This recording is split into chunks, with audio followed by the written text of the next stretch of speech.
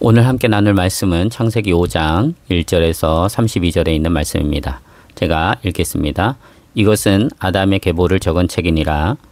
하나님이 사람을 창조하실 때 하나님의 모양대로 지으시되 남자와 여자를 창조하셨고 그들이 창조되던 날에 하나님이 그들에게 복을 주시고 그들의 이름을 사람이라 일컬으셨더라. 아담은 130세에 자기의 모양 곧 자기의 형상과 같은 아들을 낳아 이름을 셋이라 하였고 아담은 셋을 낳은 후 800년을 지내며 자녀들을 낳았으며 그는 930세를 살고 죽었더라. 셋은 105세에 에노스를 낳았고 에노스를 낳은 후 807년을 지내며 자녀들을 낳았으며 그는 912세를 살고 죽었더라. 에노스는 90세에 게난을 낳았고 게난을 낳은 후 815년을 지내며 자녀들을 낳았으며 그는 905세를 살고 죽었더라. 게난은 70세에 마할랄레를 낳았고 마할랄레를 낳은 후 840년을 지내며 자녀들을 낳았으며 그는 910세를 살고 죽었더라. 마할랄레는 65세에 야렛을 낳았고 야렛을 낳은 후 830년을 지내며 자녀를 낳았으며 그는 895세를 살고 죽었더라. 야렛은 162세에 에녹을 낳았고 에녹을 낳은 후 800년을 지내며 자녀들을 낳았으며 그는 962세를 살고 죽었더라. 에녹은 65세에 무드셀라를 낳았고 무드셀라를 낳은 후 300년을 하나님과 동행하며 자녀들을 낳았으며 그는 365세를 살았더라. 에녹이 하나님과 동행하더니 하나님이 그를 데려가심으로 세상에 있지 아니하였더라. 무드셀라는 187세에 라멕을 낳았고 라멕을 낳은 후 782년을 지내며 자녀를 낳았으며 그는 969세를 살고 죽었더라. 라멕은 182세에 아들을 낳고 이름을 노아라 하여 이르되 여호와께서 땅을 저주하심으로 수고롭게 일하는 우리를 이 아들이 안위하리라 하였더라. 라멕은 노아를 낳은 후 595년을 지내며 자녀들을 낳았으며 그는 777세를 살고 죽었더라. 노아는 500세 된 후에 셈과 함과 야벳을 낳았더라. 아멘. 1절과 2절에는 아담의 계보를 말하기 전 하나님께서 사람을 창조하셨을 때 어떻게 창조하셨는가를 기록하고 있는데 먼저 하나님께서 사람을 창조하셨음을 가르쳐 줍니다. 즉 하나님이 창조주이시고 사람은 하나님의 피조물임을 1절에 하나님이 사람을 창조하실 때라는 말씀으로 증거하고 있는 것입니다. 그러므로 이 세상에 존재하는 모든 사람은 단 한 사람의 예외 없이 창조주 하나님의 피조물이라는 것이지요. 물론 이를 거부한 사람들이 창세기 4장에 나오는데 그들은 가인과 가인의 후손들입니다.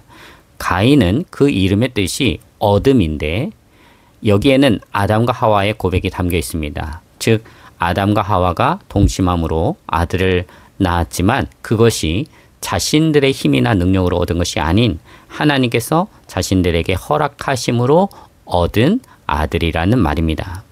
그러나 정작 가인은 하나님을 경외하지 않았습니다.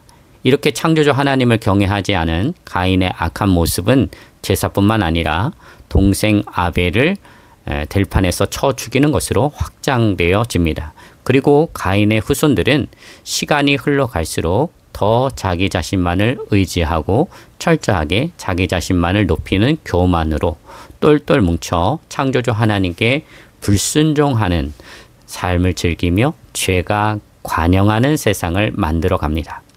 그러나 5장에서 창세기 기자는 이런 가인과 가인의 자손들이 창조주 하나님께 반역하고 악행하는 모습이 얼마나 잘못된 죄악이고 큰 범죄인지를 의도적으로 드러내려고 아담의 계보를 기록하면서 가장 먼저 하나님이 사람을 창조하셨음을 가르쳐 줍니다.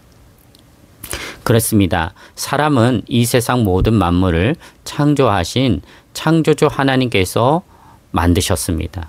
흙으로 사람의 몸을 만드시고 그 몸 속에 하나님의 숨인 생기를 불어넣으심으로 살아있는 사람이 되게 하신 것입니다. 또한 창조주 하나님은 사람을 창조하실 때에 하나님의 모양으로 지으셨습니다. 하나님의 모양으로 지으셨다는 것은 곧 사람을 하나님과 교제할 수 있는 존재로 지으셨다는 것입니다. 그래서 아담과 하와는 에덴 동산에서 하나님과 교제하는 친밀한 삶을 살았습니다.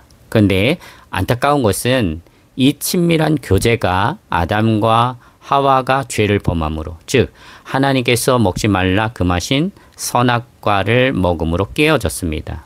너도 선악과를 먹으면 하나님처럼 될 수 있다는 뱀의 유혹에 넘어가서 하나님께서 금하신 선악과를 먹음으로 하나님을 대면하던 자가 이제는 하나님을 피하여 숨는 자가 된 것입니다. 결국 아담과 하와는 하나님 앞에 불순종한 죄인이 되어 에덴 동산에서 쫓겨납니다. 그러나 그렇게 에덴 동산에서 쫓겨났지만 여전히 하나님은 아담과 하와를 찾아오십니다. 그리고 창조주 하나님은 이제 에덴 동산에서 쫓겨나 죄의 지배 아래 있는 아담과 하와 안에서 인간의 구원의 역사를 시작하십니다. 물론 가인과 그의 후손들이 하나님의 인간 구원의 역사를 가로막고 더욱 세상의 죄를 확장시키지만 하나님은 가인이 죽인 아벨을 대신하여 셋이라는 새로운 아들을 아담에게 주심으로 그 구원의 역사를 이어가십니다.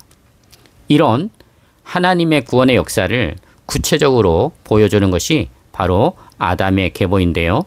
오늘 본문 3절부터 아담의 계보가 시작되어 본문 마지막 절인 32절까지 다양한 인물들이 나오는데 그 마지막 아담의 계보에 기록된 사람은 우리가 너무나도 잘 알고 있는 하나님의 대홍수 심판에서 하나님의 말씀에 순종함으로 구원의 방주를 만든 노아가 기록되어 있습니다. 노아에 대해서 하고 싶은 말이 많지만 오늘은 아담의 계보에 집중해서 살펴보고자 합니다. 3절에 보면 아담은 130세에 자기의 모양 곧 자기의 형상과 같은 아들을 낳았는데 그 아들의 이름이 셋입니다. 여기 자기의 모양 곧 자기의 형상과 같은 이 표현을 주목할 필요가 있습니다. 이 표현이 본문 1절에는 다르게 표현되어 있거든요. 본문 1절을 제가 읽겠습니다. 차이점이 무엇인지 한번 여러분이 찾아보시기 바랍니다. 이것은 아담의 계보를 적은 책이니라. 하나님이 사람을 창조하실 때에 하나님의 모양대로 지으시되. 차이가 있지요? 어떤 차이입니까? 1절에서는 하나님이 사람을 창조하셨을 때 하나님의 모양으로 사람을 창조하셨다고 했는데 본문 3절에서 보면은 하나님의 형상이 아닌 아담의 자기 형상, 즉 죄 지음으로 인해서 하나님과의 관계가 끊어진 아담의 형상과 같은 아들을 낳았다고 기록한 것입니다. 그러니까 아담의 계보에 속한 자들은 다 어떤 존재라는 것입니까? 아담처럼 본질적으로는 다 하나님과의 관계가 끊어지고 깨진 죄인이라는 것이지요.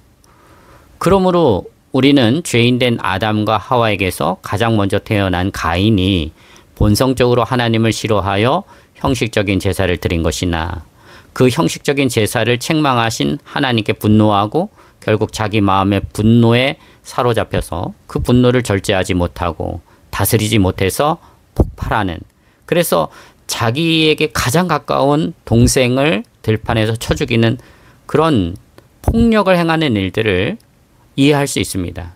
이렇게 죄가 사람을 파괴한다는 것이죠. 우리는 가인의 그 죄악된 행동, 폭력으로 저지른 살인을 보면서 어떻게 사람이 저럴 수 있을까 놀라지만 죄에 사로잡히면 그 누구라도 가인처럼 폭력으로 사람을 죽이는 일들을 아무런 거리낌 없이 저지를 수 있다는 것이 사람이라는 것이죠. 이것이 바로 죄악이 지배하는 세상의 실상입니다. 이런 관점에서 보자면 여러분 오늘 본문 5장에 나오는 아담의 계보는 비정상적인 계보요, 불가능한 계보입니다.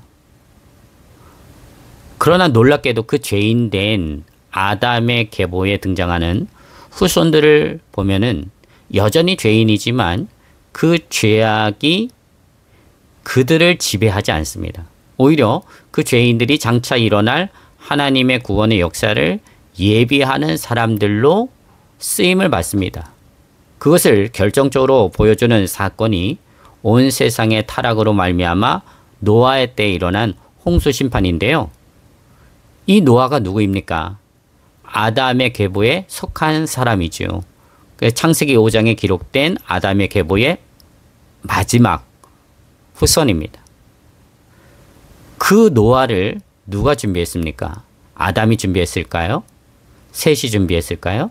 아닙니다. 하나님께서 준비하신 것입니다.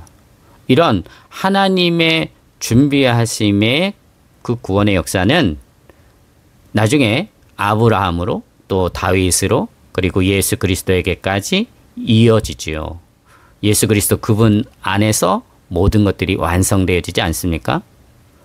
그러므로 아담의 계보에 들어있는 사람들은 오직 하나님의 주권적인 선택과 은혜로 하나님의 구원의 역사에 동참하는 은혜를 받은 사람들입니다.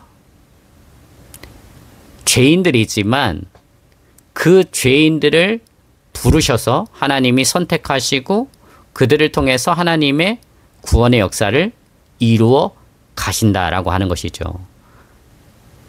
그러므로 이 말씀을 통해서 우리가 분명히 깨닫는 것이 있습니다. 우리도 마찬가지입니다. 우리가 하나님의 자녀가 되어졌다라고 하는 것, 우리가 예수 그리스도를 믿음으로 구원받았다라고 하는 것은 하나님의 주권적인 선택과 은혜로 이루어진 것이다 라고 하는 것이지요. 물론 죄인된 우리가 예수 그리스도를 믿는 믿음으로 말미암아 구원을 받았으니 내가 예수 그리스도를 믿고 구원을 선택한 것 아니냐 할 수 있습니다. 그러나 그렇게 내가 선택할 수 있었던 것도 만일 그 복음이 내게 들려지지 않았다면, 즉 복음이 나에게 손을 내밀지 않았다라고 한다면 될 수 없는 것이기에 내 믿음이라는 것도 궁극적으로는 하나님의 주권적인 선택과 은혜로 내게 허락하신 선물이라는 것입니다. 그러니 예수 믿는 그리스도인들이 받은 구원에 있어서 자랑할 것이 있다라고 한다면 무엇을 자랑할 수 있겠습니까? 나를 구원하신 하나님이시죠. 나를 구원하신 예수 그리스도이십니다. 그 구원의 확증으로 내 안에 계신 성령 하나님이시지요. 그러니 교회에서 신앙생활을 하면서 우리는 내 자랑할 것이 하나도 없는 사람들입니다.